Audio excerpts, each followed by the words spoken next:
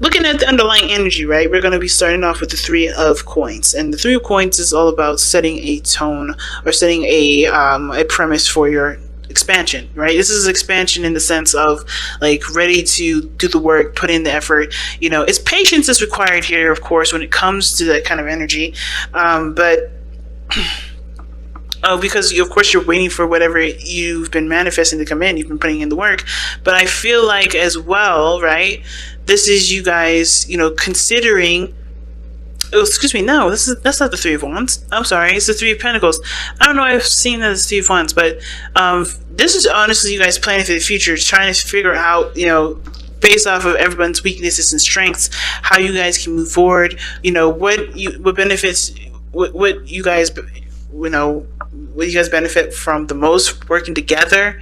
You know, that whole dynamic, right? Figuring out what your dynamic brings to both, you know, what does both of your sides bring to the table, if that makes sense. Like, what do you do that can help the other person? What does the other person do that can help you?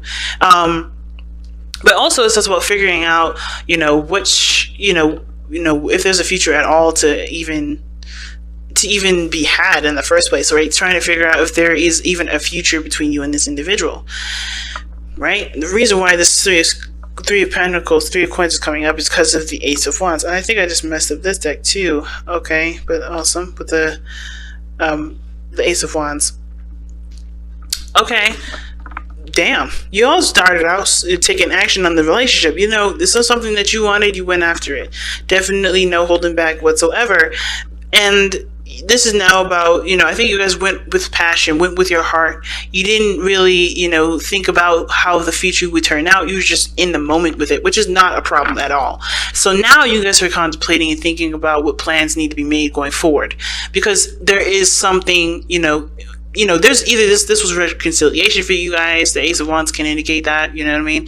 But I feel like there is something like you want to really, there's something real about this relationship that obviously you want to take to the next level. You just don't know what, you just don't know how, you just don't know what dynamics exist exactly isn't, you know, of the relationship is really going to help you move forward. But you're planning that, you're planning forward, you're getting ready for expansion and moving forward, right? And building of some sort of stability of, you know, a long-term commitment, some sort of legacy together. Now, with this could be the one showing up though. This is somebody that is definitely, you know, again, like you've already met them. I think this person is definitely an ex, but this doesn't have to be. This could be someone that you met brand new that just hit a note in your soul that's singing to the sky right now, that y'all are in love. And I think that's, you know, you guys are just ready to just make this a reality, you know, make this real in the sense of like starting to, you know, expand in love of some sort. It's exciting. Now, starting off with this person here, pick the side, whichever side resonates with y'all the most. But this person, what they're thinking of going into the relationship is the Knight of Swords. They're ready to fight for it. This person is fighting for this relationship. They are adamant about having the victory that they feel that this relationship can bring them, right? But the thing is, too, that the Knight of Swords is going into it tunnel visioning. He's not looking at other perspectives or other ideas. This person is totally going into it with their own way of thinking, their own style, their own whatever. So they're not really open to different things, which is why the Hangman is coming up for this person. This person is like adamant about fighting for something, fighting for this relationship. They truly want this relationship to happen and for this to be prosperous. But considering that they've got other stuff in here that talks about either going within or stagnancy, they have some things that they have to kind of become open about and surrender to in order for it to really start to cultivate. Now, the other person has the Ace of Cups. Now, this is, for them, this is like a brand new, this is an emotional, excuse me, I would say this is a new love thing. You know, this is a new opportunity in love, and they do see this as that, but they also see this as an opportunity for spiritual growth.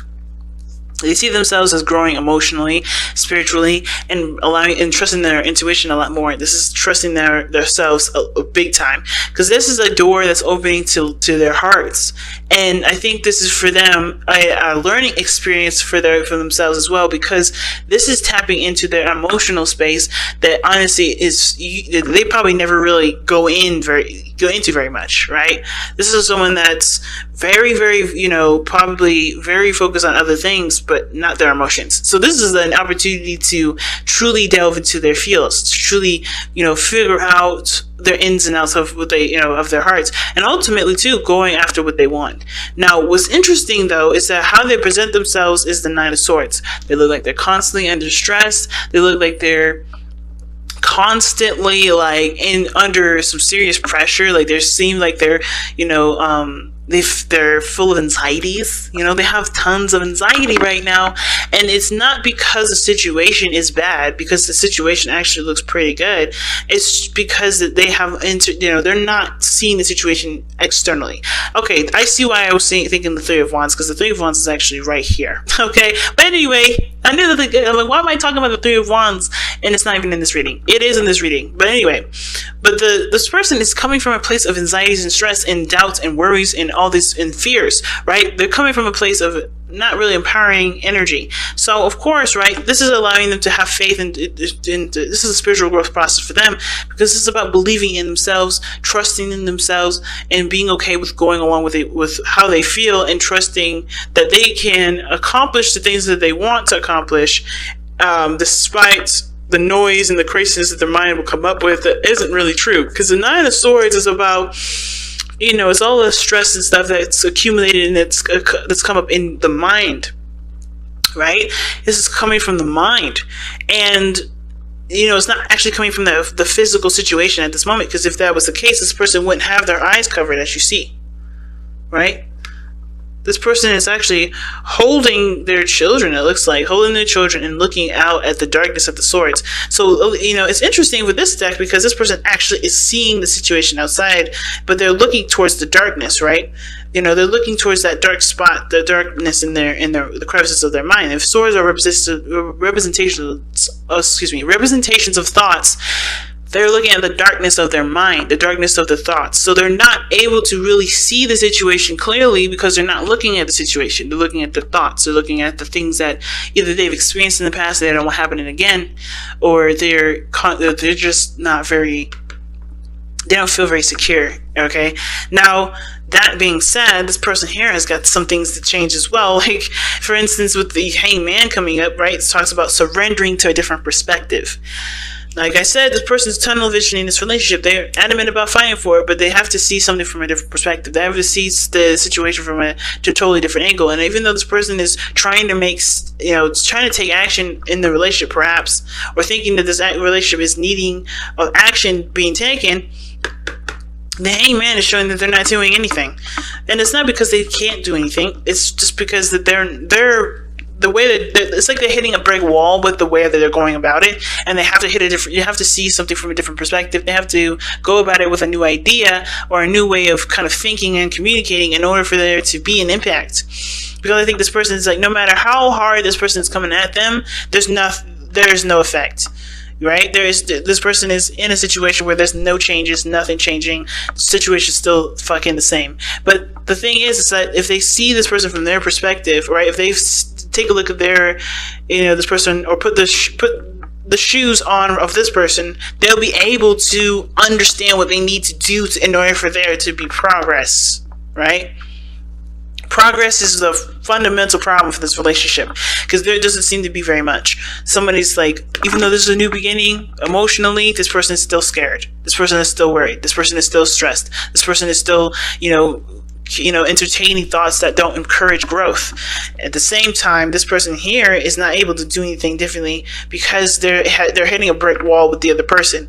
They can't change it because they're not seeing the situation from the perspective that they need to see it in order for things to change, right? So they have to kind of like wear the shoes of the other person in order for them to understand and to create true progress.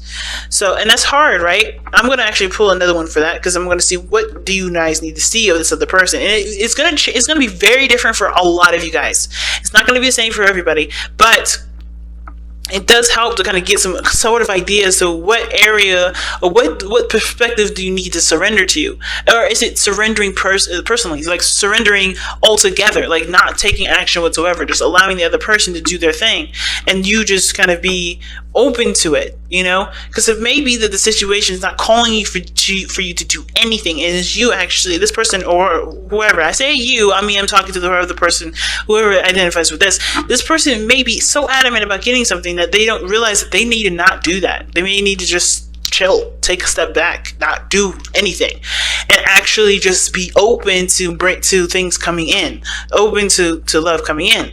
Because if they're doing too much, if this person's doing too much, they're going to be, it's like forcing a situation, right? You're going to be possibly doing the opposite of what you want, right? Instead of making progress and being the person that always does something, you're always going to see situations that don't change.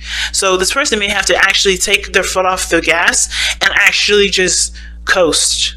You know what I mean? Just coast with it, because that's what I'm getting. This person may just need to coast, and this person needs to just kind of like see that this, the full throttle is no longer on for this person, and maybe that'll give them space to breathe. Who knows? But this person, the reason why they have the Hangman and the Knight of Swords in their mind space, right, is because of the Hermit.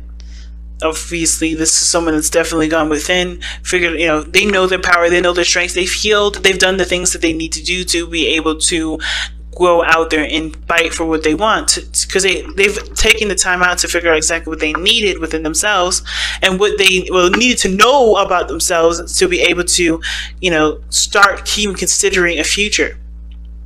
But at the same time, I feel like this is someone that still kind of considers themselves on a solo mission and thinks that they need to do everything by themselves, which is why the Hangman is coming up here, because there's nothing that can happen if you're constantly in the state of, I'm going to do this by myself. I can make sure this happens. I can make it work. Independence is great, but when you start thinking that you can do things on your own in a dynamic of a relationship and you expect goodness and balance in the relationship, you're not going to see the results you're not going to see good results from that. You're not going to see the results that you want, because if you're doing all the work, you're always going to see yourself. You're never going to see the other person, because you're not considering the other person or giving the space needed for the other person to do what they need to do. Now, the other person, the reason why they're showing the Nine of Swords and they're present, like, they're looking like they're stressed all the time and under a serious amount of stress and anxiety. And the reason why they're thinking of the Ace of Cups, being emotionally open, having, taking this opportunity to grow emotionally and spiritually, is the Three of Wands. Is that they see that there is expansion, there's potential for greatness in the relationship. But of course, there's work that's going to be needed.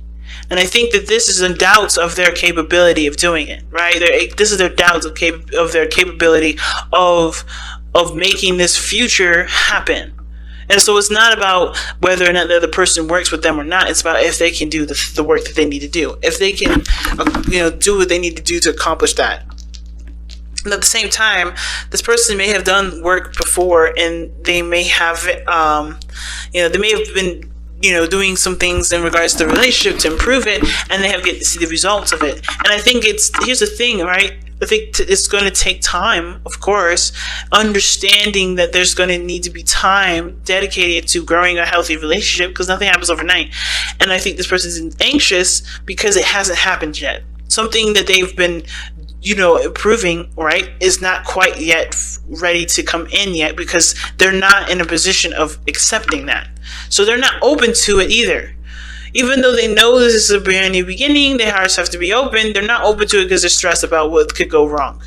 If they stop thinking about what could go wrong and be open to the possibilities of greatness to come into their lives, things can really start to grow and prosper. But right now, this person has to find the faith in the self, and the relationship is helping them do that. It's forcing them to look at themselves and figure out where their strengths are, so that way they can expand in their life. Because the King of Pentacles, it's interesting, what brought you two together is the King of Pentacles. Independence and stability that you guys show yourselves, right? It's very interesting. I'm actually going to pull an extra card for that, because I don't quite know why the King of Pentacles is coming up for what brought you two together. It could have been that a Taurus brought you two together. It could have been that financially you guys were set. But the King of Pentacles knows his worth, knows his value, ready to commit. The King of Pentacles. Why is the King of Pentacles coming up as the reason as to why Sagittarius and his soul and their soulmate is together. The King of Wands. Wow, damn. Excuse me, guys, my throat's going crazy. But the King of Wands is the reason as to why the King of Coins or the King of Pentacles is what brought you two together. So passion and honestly commitment. Like you guys felt stable and safe in this relationship. You felt like you guys were grounded enough to be yourselves. What brought you two together was you guys, okay? Like your energy, your fire, your energy of getting the person that you wanted. That's on you. Like the reason why you guys are together is because this was what you wanted. You knew your value, you knew your worth, and you went and got it.